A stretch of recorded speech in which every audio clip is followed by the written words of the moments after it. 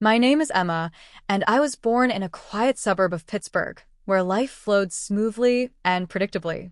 Our small house stood on a street lined with tall oaks, whose branches created cool shade in the summer and shed golden leaves in the fall. I spent my childhood surrounded by warm family traditions, dinners lovingly prepared by my mother, and Sunday walks in the park with my father. Mom was not just a relative to me. She was the center of my universe, that quiet strength that was always there. Her soft voice and kind eyes warmed me at any moment, whether it was early in the morning over breakfast or late at night when she told me stories before bed.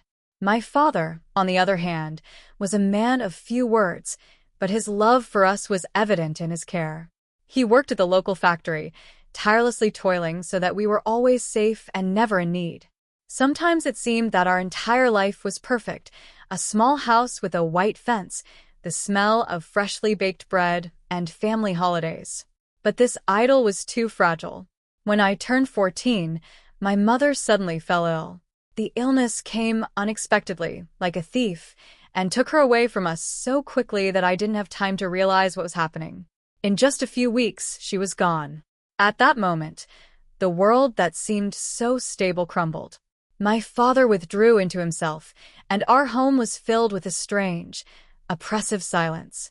I continued to go to school, but every day I returned to an empty house where every morning began without my mother's smile, and dinners became a gloomy ritual for two. My father tried to hold on for my sake, but I saw how his eyes filled with longing when he sat at our little table. We both lost something important, but words could not fill the void that had formed within us. When I turned 17, life changed abruptly again.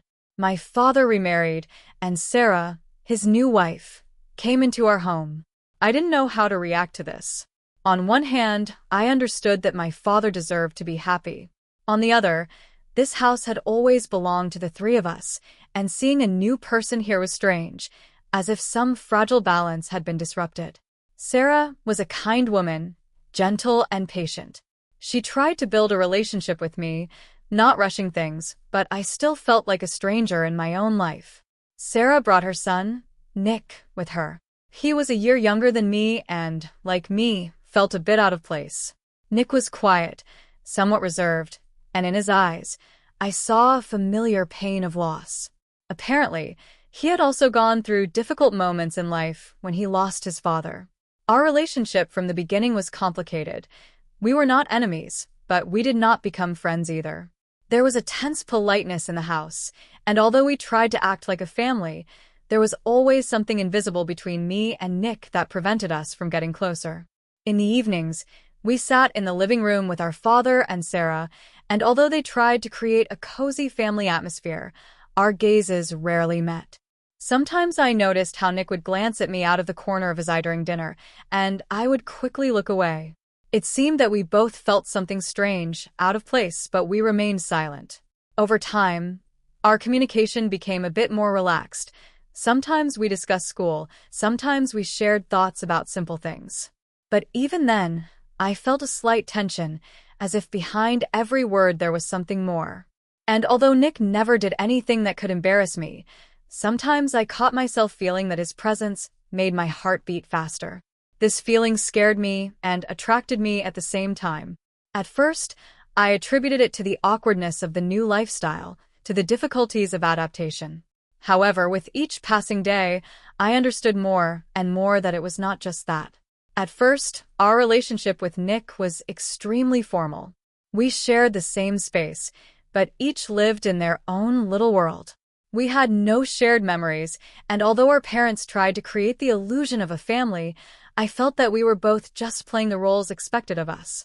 At dinners, Nick was reserved, not engaging in long conversations, but sometimes, when our eyes met across the table, there was a flash in his gaze that I could not ignore. In those moments, it seemed to me that he saw me truly, not just as a stepsister, but as a person with whom he shared something more. It all started with little things.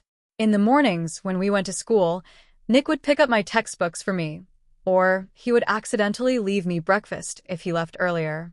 These were simple gestures, but I began to notice them more and more often. One day, when I was sick and didn't go to school, he peeked into my room and simply asked quietly how I was feeling. In his voice was that warm care that I hadn't heard since my mother left. It was strange and unexpected, but I began to get used to his attention. It was nice that someone cared about me, even if silently unnoticed. Time passed, and this hidden attachment grew. In the evenings, we both sat in the living room with our parents, but between us, there was always a silence that seemed more significant than any words. I felt the atmosphere between us thickening, but I couldn't find a reason for it. We never talked about our feelings, but they began to come out in small details, fleeting glances, accidental touches that lasted a little longer than necessary. Sometimes, when we accidentally bumped into each other on the stairs or in the hallway, our hands would touch for a moment, and that touch felt like an electric shock. I didn't know what to think.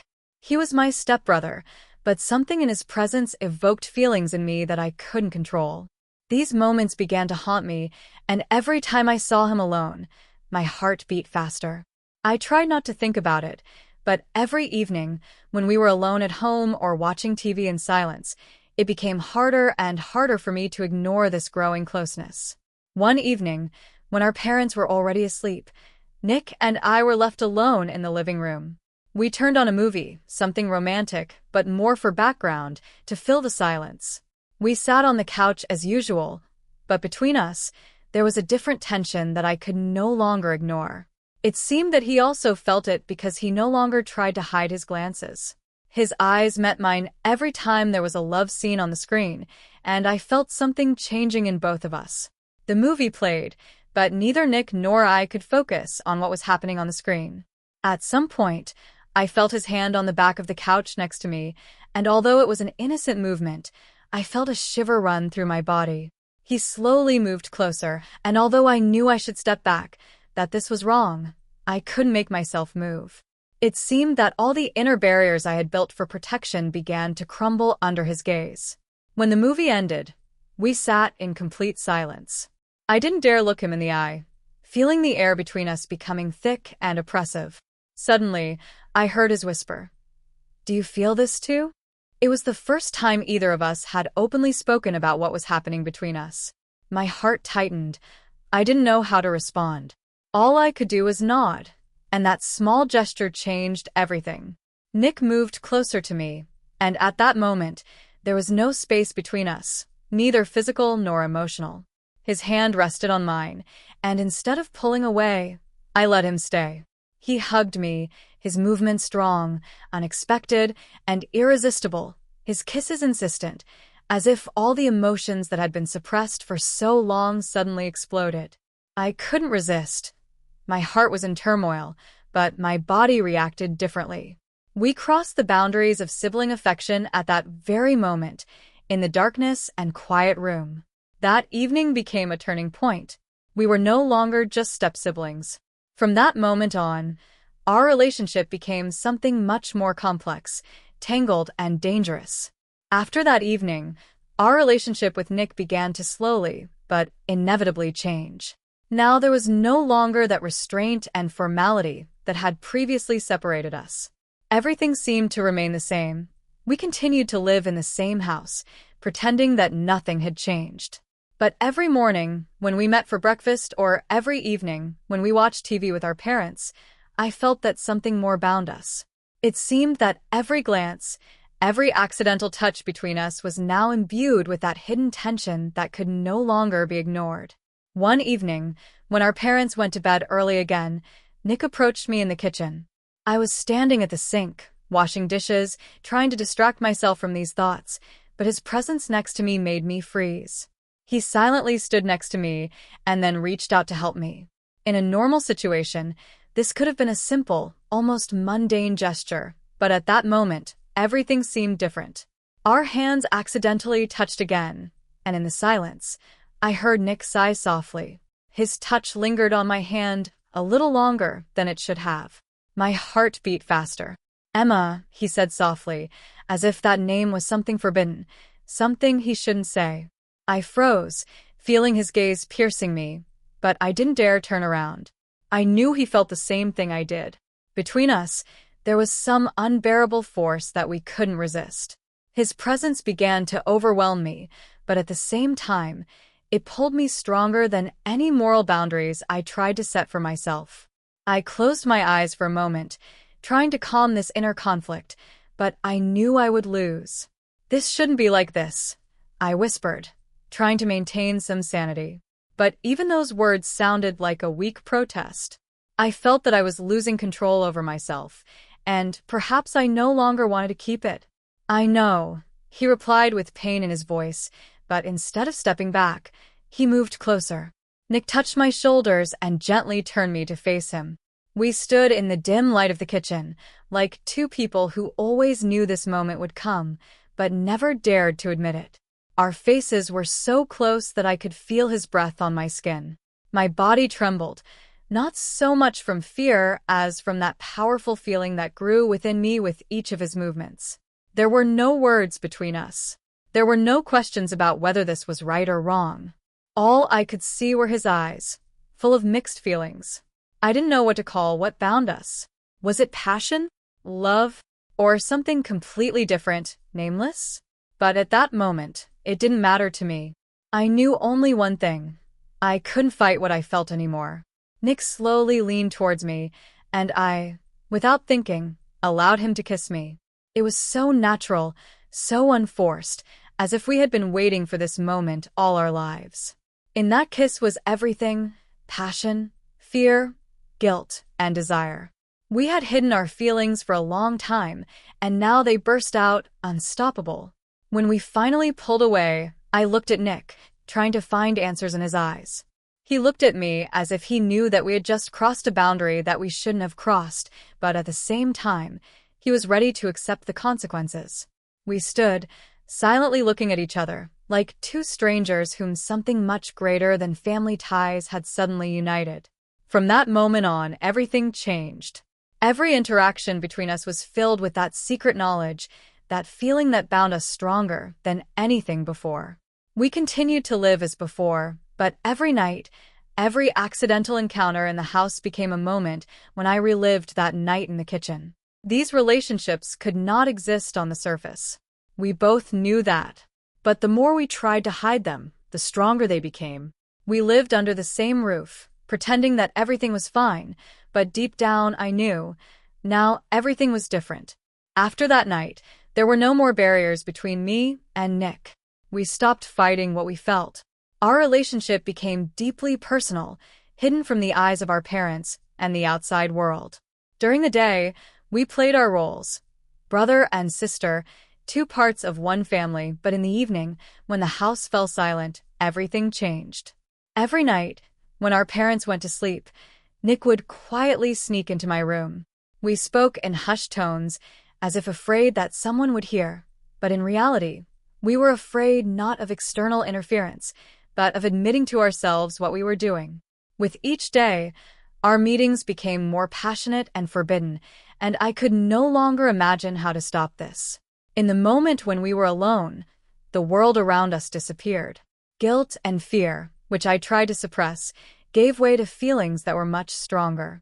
Every morning, I woke up with a heavy heart, knowing that what happened at night should not have happened. But as soon as Nick appeared on the horizon, all my arguments crumbled.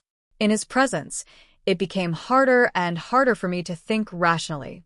We were walking on the edge of a precipice, each step bringing us closer to the moment when all this would end, and end in pain. One day, our parents went away for a few days on business, leaving us alone in the house. This moment became a turning point, a moment of absolute freedom. That night, we no longer pretended that these were just accidental meetings. We spent time together as if we were a real couple. We watched movies, cooked dinner, laughed, and talked. These were the things we could never allow ourselves to do when our parents were home. Time seemed to stand still. But this illusion could not last forever. As the days went by, I began to realize that our actions were starting to destroy me from within. I could no longer look Nick in the eye during family dinners, could no longer talk to my father without feeling the pain of guilt growing inside me. Every time our parents looked at us with pride and love, I felt a sharp pain, as if I were deceiving them. I knew that our relationship with Nick was on the brink of destroying what was sacred to them. A few months later, Nick graduated from high school and went to college in another city.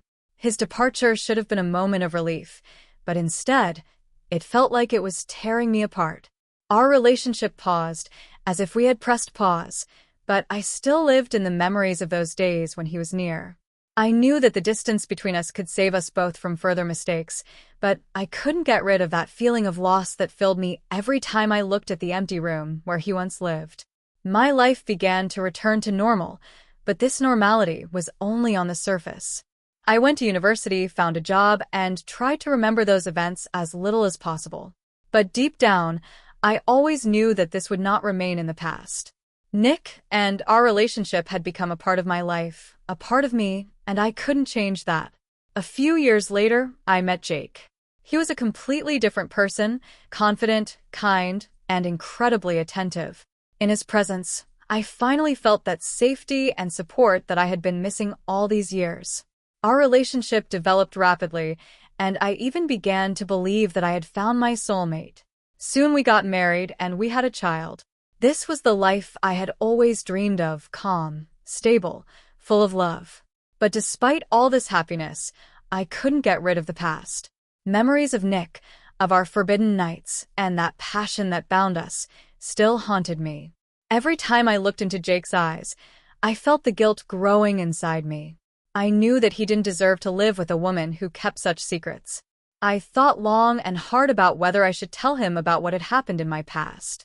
But the fear of losing everything, my husband, my child, the life we had built, was too great. At the same time, I couldn't ignore the fact that every day lived with this secret made me less worthy of his love. In my head, the same scenario played out over and over again. If I told him the truth, he would never be able to look at me with the same love and trust again. And now I stand at a crossroads. I need to decide, keep the secret and live with it until the end of my days, or open up to Jake and face the consequences. But no matter what path I choose, I know one thing. My past will always be a part of me, and it will never completely disappear.